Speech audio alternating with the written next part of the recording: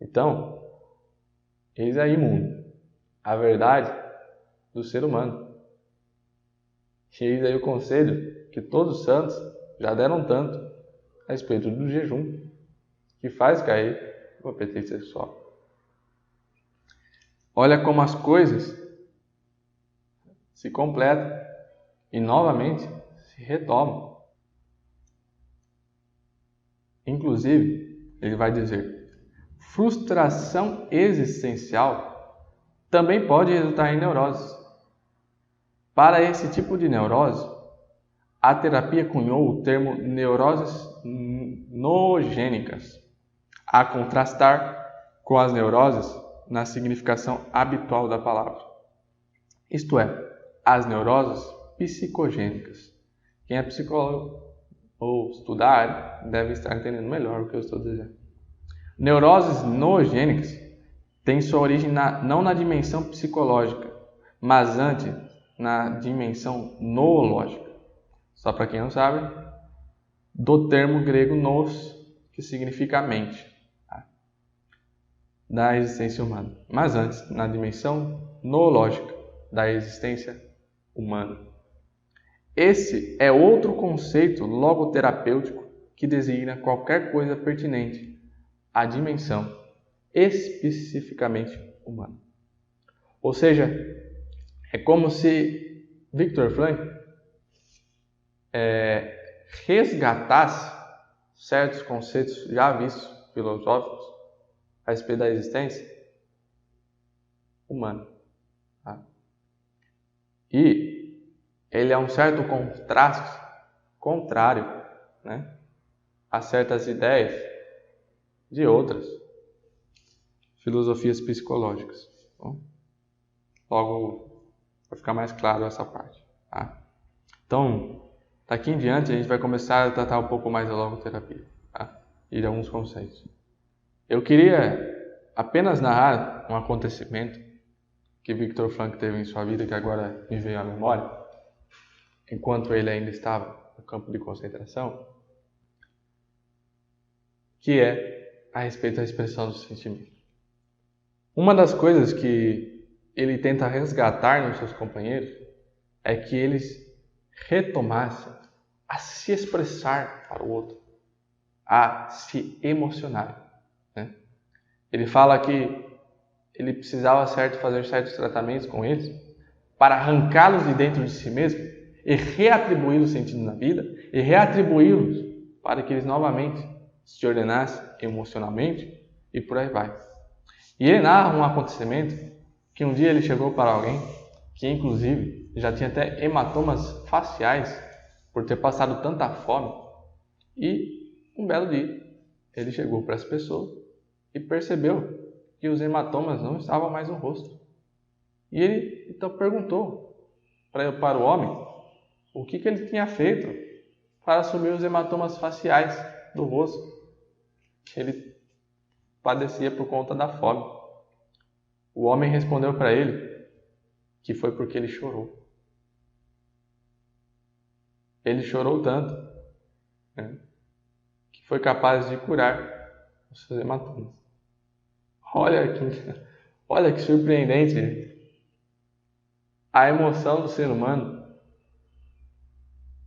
Olha o que ela é capaz de fazer. Até mesmo de curar hematomas por causa do choro.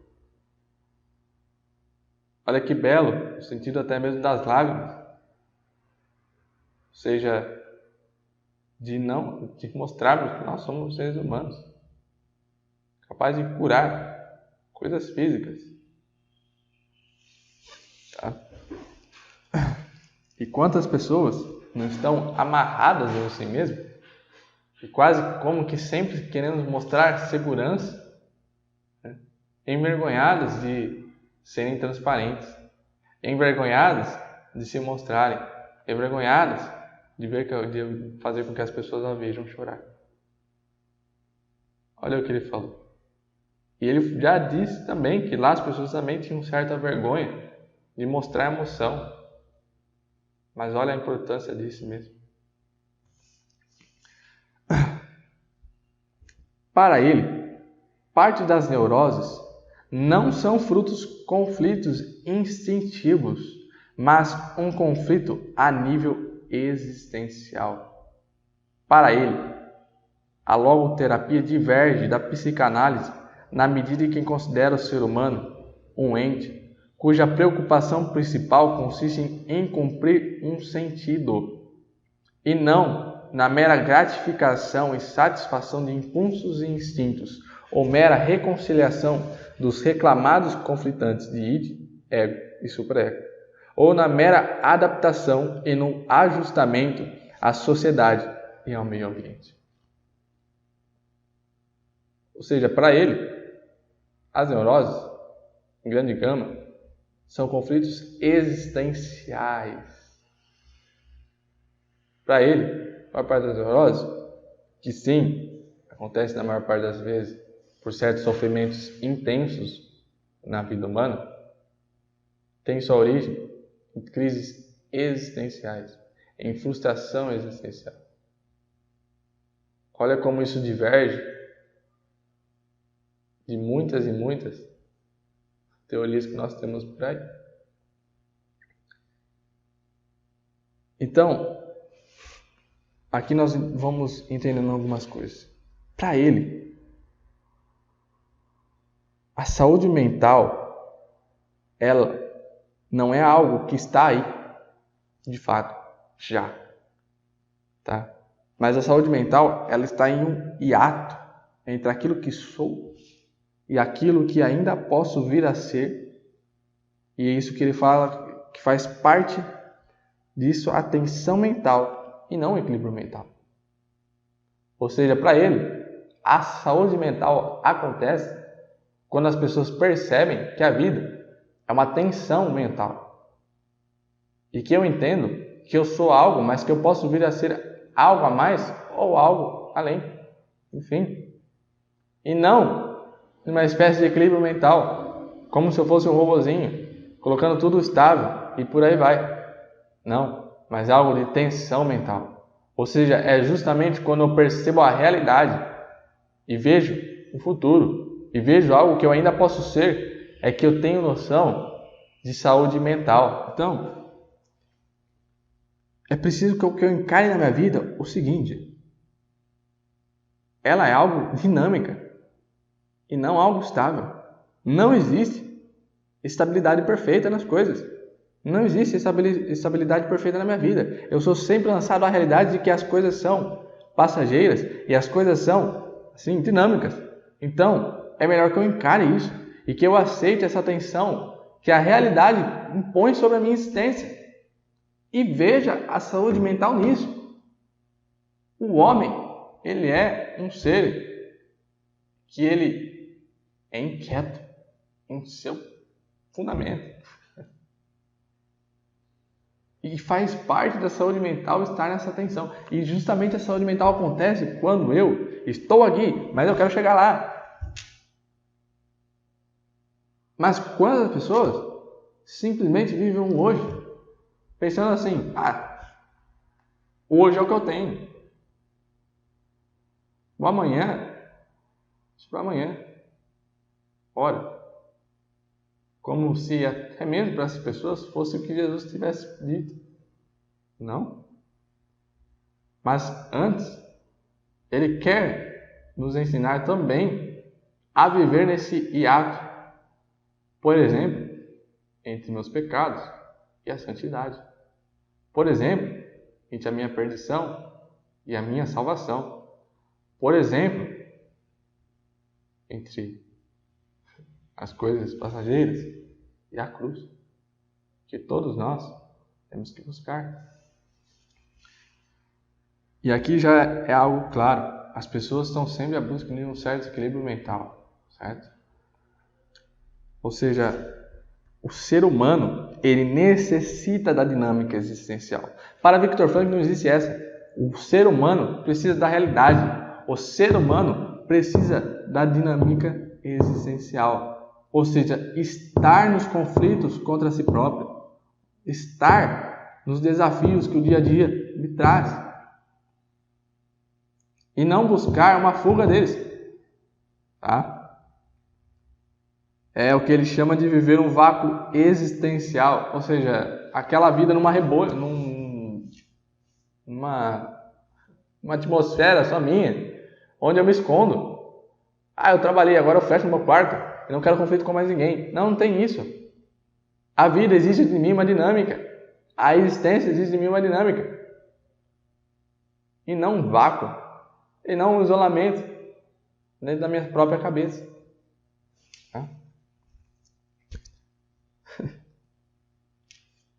E aí nós vivemos claramente um cenário onde o homem é levado a um vazio existencial nos tempos de hoje. É muito claro, às vezes, isso nas famílias, onde os pais quase que põem o filho numa redoma, numa clausura, e não dão a eles responsabilidade. Um filho que não é educado para responsabilidades, ele vive num vácuo existencial. E vivendo num vácuo existencial, ele não entra nesse conflito da tensão mental. E ele também não consegue colocar objetivos na sua vida. E assim, vai padecer de doenças mentais. Quantos e quantas pessoas que apresentam doenças mentais, conversava isso com uma psicóloga já recém-formada e já atuando na área, que ela mostrava justamente isso para mim, de pessoas que por detrás de uma doença mental teve um pai e uma mãe, ou seja, uma educação ainda mais problemática, certo? Então, sejamos atentos, inclusive sobre a forma de educar nossos filhos, que pode ser causadora de muitas doenças mentais. Então, quando é que os sintomas eles vêm à tona? Quando é que eu consigo ter mais percepção dos sintomas de frustração existencial? Bom, geralmente é quando eu saio daquela semana agitada, do trabalho, por aí vai, e chego naquele domingão, certo? Depois do almoço, e ali eu estou num certo momento relaxado. Nesse momento, bate a frustração existencial. Certo? Quando estou numa condição um pouco mais monótona. Tá? E é ou não é? Não é geralmente nesses momentos que eu me faço perguntas meio que parecem para mim meio malucas? Porque minha cabeça está monótona, está meio tanto quanto relaxada. Tá? Mas o que o mundo tem hoje de maravilhoso, maravilhoso assim que eu digo, no sentido cômico da coisa, é que as pessoas elas camuflam, elas disfarçam o seu vazio existencial através do dinheiro, através da sua vontade de prazer e através da sua busca pela compensação sexual.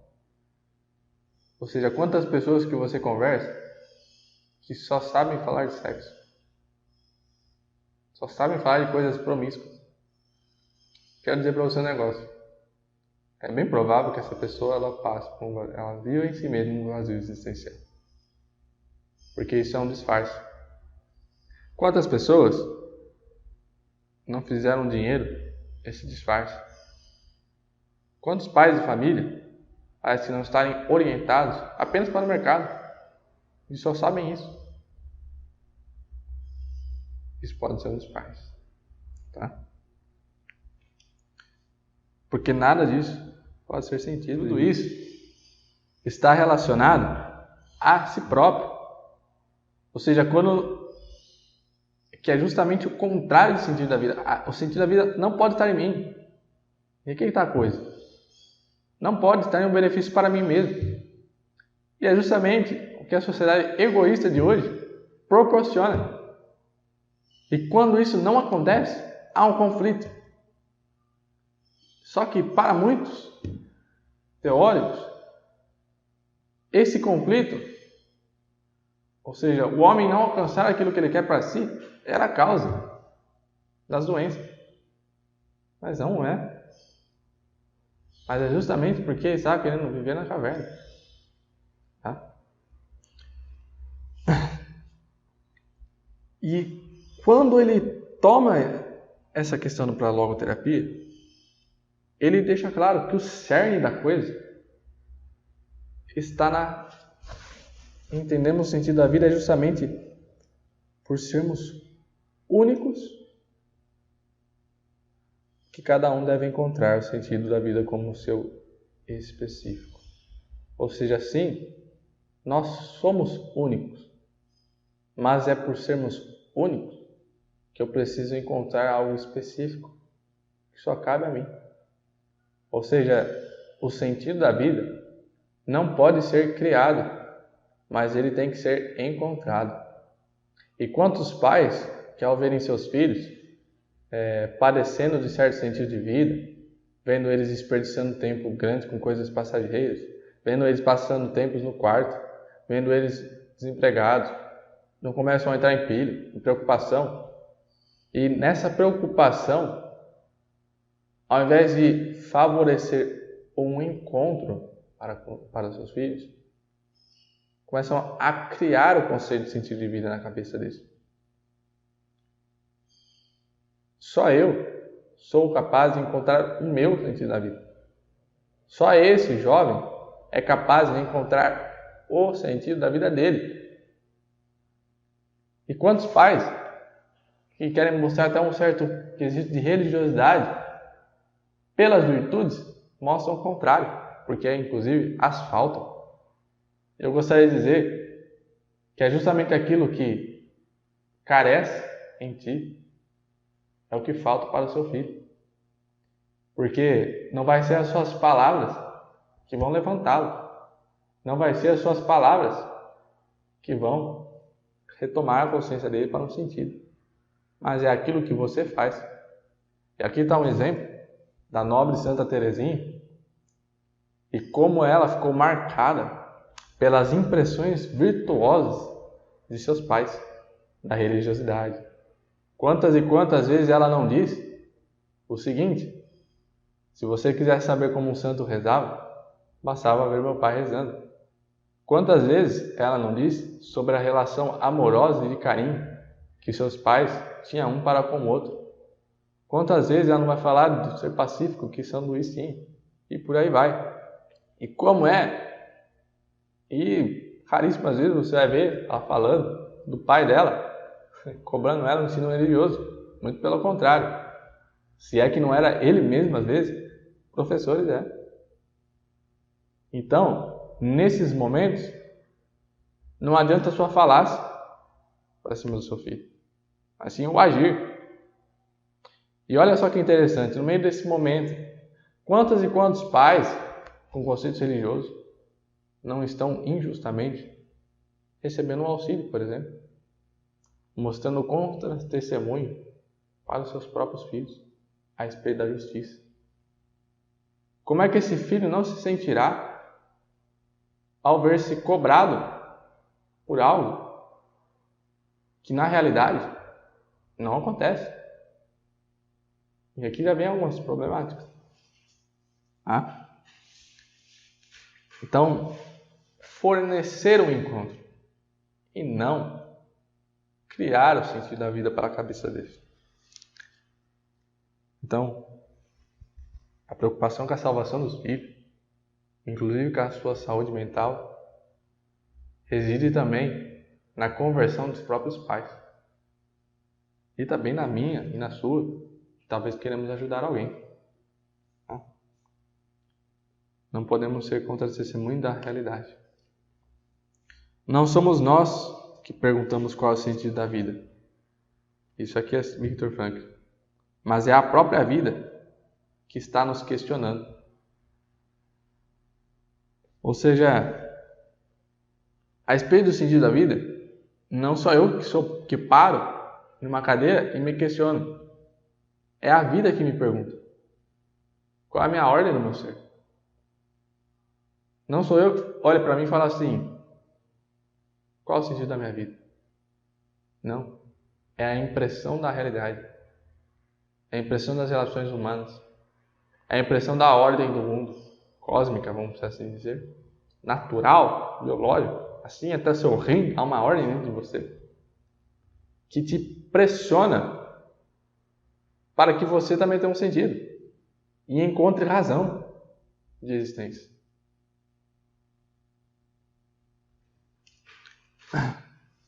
E ele vai dar 3 caminhos que é possível nós criarmos, encontrarmos sentido de vida.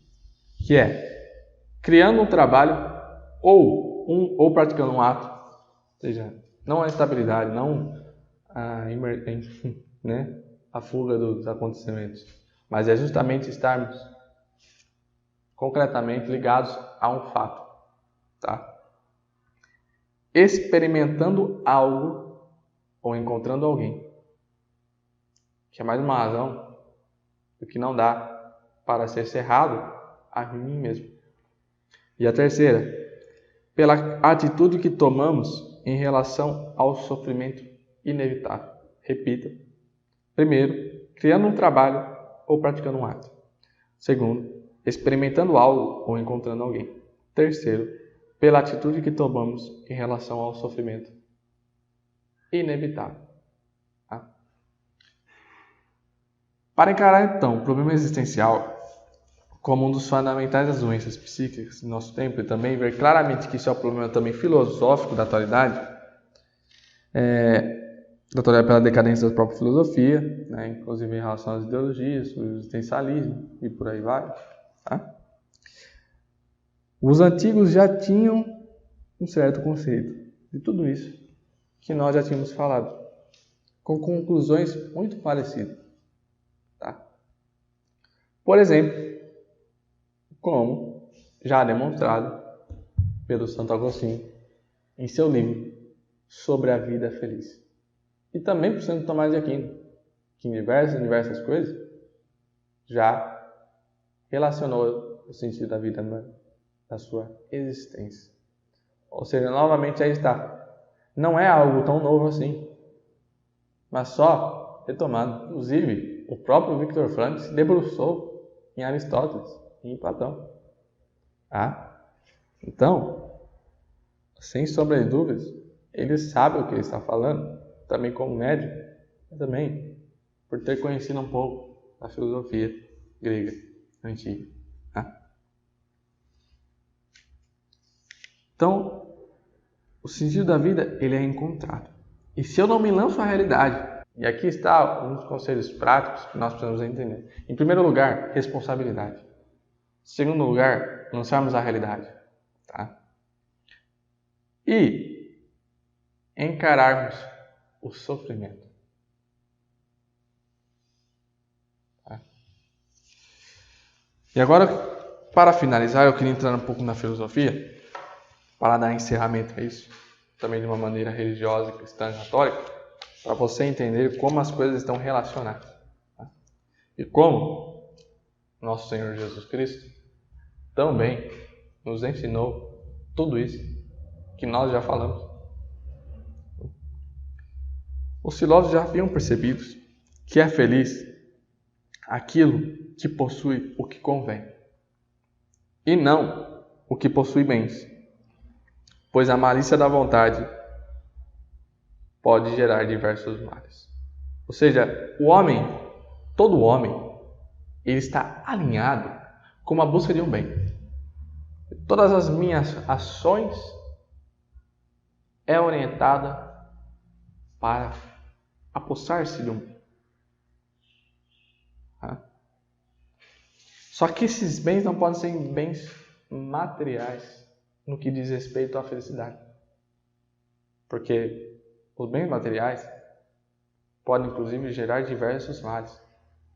Então, nesses bens tem que ser algo também orientado com a medida.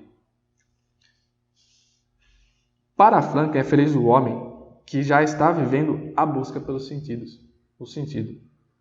Para os filósofos, é feliz o homem que alcança o bem tão buscado de maneira árdua. Ou seja, o homem que está em uma busca árdua pelo bem, ele já experimenta uma certa pré-felicidade. ao entrarmos em contato com Deus, por exemplo, através da oração, dos seus sacramentos, já experimentamos uma espécie de felicidade, de paz, de alegria. Assim, quando estamos com uma pessoa amada, mesmo se nós não estamos em uma relação sexual, já experimentamos uma certa felicidade, um certo bem-estar, uma certa paz. É isso que os filósofos e Franklin têm em comum. Tá? Em primeiro lugar, ambos chegam à conclusão que para o bem viver é necessário estar em sentido de busca e que esses não podem ser bens ligados ao eu. Ou seja, o sentido ele tem que ser algo transcendente, que sai de mim. Ou seja, tem que ser essa saída da caverna. Entende? Tem que me levar para esse êxodo. Tem que me levar para essa saída. Para esse passar pelo Mar Vermelho. Tem que levar-me para esse êxodo. Para esse caminho no Calvário. Tem que me tirar das razões materialistas. Tem que me tirar somente dos meus afetos. Tem que ser essa experiência do sair da caverna. Tá? Para ambos. Afinal, eu não sou o centro do universo. Eu sou único para aquele que é o fundamento do universo. Mas não sou o centro. Tá? Tampouco posso ser na minha vida. Mas esse está em um motivo transcendente, fora de mim, como eu já disse. Por isso, a realidade é algo essencial para o ser humano, a comunhão com os outros, e por aí vai, para que ele encontre esse sentido e entre em sua busca. Sem essas coisas, sem a realidade, o homem é incapaz. Sem o outro, também. Mas, mesmo que esteja num campo de concentração. Então não podemos estar presos no sentimentalismo. E não podemos ser vítimas das vítimas de todo mundo moderno que pratica sobre nós o sensacionalismo, que é justamente, vamos dizer, jogar mais fogo ainda nas nossas paixões e deixar com que vivamos em torno delas. Que é justamente isso que o mundo está orientado para fazer. Afinal, somos o nosso pior inimigo de nós mesmos. Assim como Santo Agostinho notou que não é feliz aquele que possui o que quer, assim como Santo Agostinho notou que não é feliz aquele que possui o que quer, assim percebeu Franklin que é indispensável aquela atenção mental a respeito do que sou e do que quero ser. Existere, existir. Exige de nós essa saída da caverna, do mundo preso a nós, por algo a mais, e isso nos torna homens. Não podemos viver mais como animais. Isso é básico. Existere significa isso. Existir, e é isso que Santo Agostinho vai narrando em seu livro das Confissões, que é justamente em sua vida desorientada para um fim que ele viveu, se encontra com essa orientação e essa busca. É isso que está ali. É a sua existência, é o seu ser. E é por isso que, como texto filosófico, ele é indispensável. Tá? O homem, ele precisa dessa saída de si. O homem, ele precisa se desgastar. Tudo na vida se desgasta. Toda a sua vida vai em ordem para o seu fim. Mas o homem, ele precisa perceber que ele vive para algo. A vela, ela não percebe que ela existe para gerar luz e assim se desgastar até com que sua missão tenha sido cumprida. Ela não percebe isso.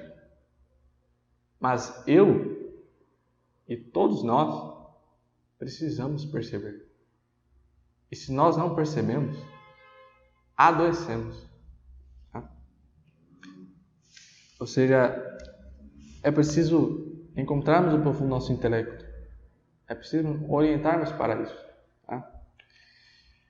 E é justamente por isso que Deus, muito maravilhosamente, assim como Santo Agostinho vai dizer, colocou um universo vazio em nós, onde só Ele pode preencher. onde só Ele pode fazer-nos repousar e descansar nele mesmo. Por isso que a santidade, por exemplo, ela não é dada diretamente quando eu me converto, me batizo e está aí. Não. Até mesmo ela tem um sentido de busca, é um sentido de bem-aja, que é o próprio Deus. O homem, ele é o casamento desse mundo material, certo? E do mundo espiritual. Ele é o casamento entre aquilo que Deus fez quando fez os céus e aquilo que Deus fez quando fez essa terra, que são as coisas sensíveis. Da mesma maneira que o homem não vive sem as coisas sensíveis, ele não vive também sem as coisas espirituais. E hoje o que nós vemos é a decadência da noção das coisas espirituais e mostrando um homem que é capaz de viver só em torno daquilo que compõe a atmosfera terrestre. E nós não somos. E nós adoecemos se fazemos não assim. O homem precisa de amor. O homem, mas não, aqui que está a coisa. O homem precisa amar. Olha para os santos e você vai ver que junto com o próprio Cristo, mesmo que o mundo não os amem de volta, eles são felizes porque eles, propriamente dito, amaram. Se você perguntasse se Cristo fizesse tudo de novo pelo mundo, eu não tenho dúvida que ele respondesse que sim. Mas eu também não tenho dúvida, e por isso que ela hoje está aqui conosco, a Santa Teresinha do Menino Jesus, que também ela responderia que faria o mesmo que fez naquela enfermaria. Ninguém mais do que ela soube entender aquilo que Viktor Frankl está dizendo. Soube nos apresentar o caminho da cruz, do Calvário, do sofrimento, como caminho de sentido. Quando ela, como santa que já o era, não precisava mais sofrer por ela mesma, ela parou de sofrer? Não. Aí ela se fez sofrer na mesa com os piores pecadores, para que nesse ano de 2020 almas se salvassem. Assim foi o próprio Cristo. Não precisava em nada satisfazer e purificar pecados, porque ele não possuía nenhum. Mas morre no Calvário. E está em seus santos morrendo novamente. Aprendamos a lição com os santos da cruz. Aprendamos o sentido de amor, o sentido de sofrimento e o super sentido aqui fala Viktor Frankl. Aprendamos que nos atos dificultosos diários, por detrás de cada um deles, existe a mesma voz que ecoa, Abba, Pai. Aprendamos a entregar o nosso sofrimento por razões e não à toa. Aprendamos a suportar por verdades e para o bem, e não por qualquer motivo, de uma maneira insignificante. O ser humano está fugindo daquilo que o aproxima de Deus. Mas isso não precisa ser a sua regra de vida. Não precisa ser também nós engolidos pelo mundo. Podemos nos direcionar a Deus. As provas científicas estão aí nos tempos modernos. Os milagres estão aí. Não é por carência de milagres ou de provas científicas que o mundo vai para longe de Deus, mas porque queremos ser como Deus e não queremos encarar a realidade que não foi feito Deus para nos alegrar, mas nós fomos feitos para alegrar a Deus, porque em nós reside o Cristo, porque em nós existe esse amado que Deus colocou todas as suas alegrias. Amar e glorificar a Deus. É isso que Franklin entendeu. Que todo ser humano tem uma razão que está fora de si, e um objeto para ser amado. E isso já tinham os santos todos percebido. Viva, ó Santa Cruz!